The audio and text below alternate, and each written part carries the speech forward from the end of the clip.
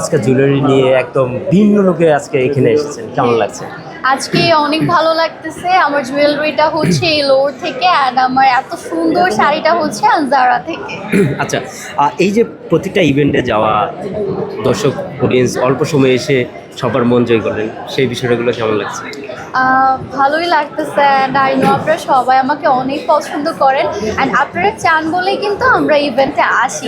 Because অডিয়েন্সদের কিন্তু একটা আকাঙ্ক্ষা থাকে যে অডিয়েন্স যাদেরকে চায় ইভেন্টে কিন্তু তাদেরকেই ডাকা হয়। তো অডিয়েন্স বা আপনাদের জন্যই কিন্তু আমার প্রত্যেকটি ইভেন্টে আসা দোয়া করবেন, যাতে আপনাদের বিগত বা সামনে যতগুলো প্রোগ্রাম আছে সবগুলোতে যাতে আমি আসতে পারি, অ্যান্ড আপনাদের সবার সাথে যাতে দেখা হয়।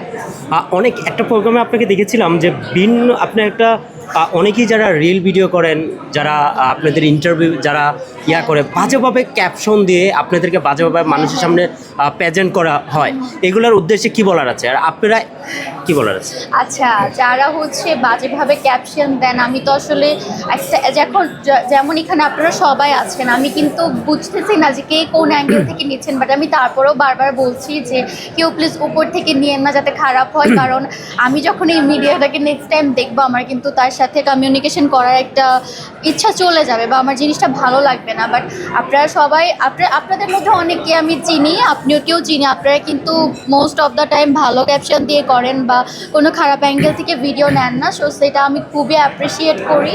অ্যান্ড যারা খারাপ অ্যাঙ্গেল থেকে নেন তাদের জন্য কিছু বলার নেই। আপনারা যদি ভালো অ্যাঙ্গেল থেকে নেন তারপরেও ভিডিও রিচ হবে, কারণ মানুষ কিন্তু ভালো কিছুই বেশি দেখতে চায়, তাই না?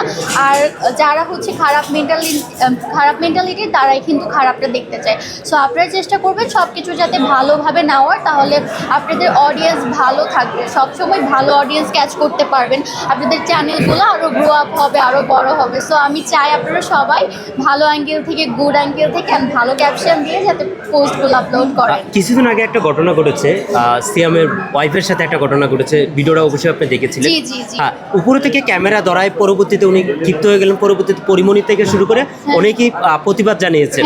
আর সে বিষয়টা নিয়ে কি বলার আছে? এই যে এরকমভাবে একটা প্রেজেন্ট, পরবর্তীতে সিয়ামও কথা বলেছেন, ওনার ওয়াইফও কথা বলেছেন।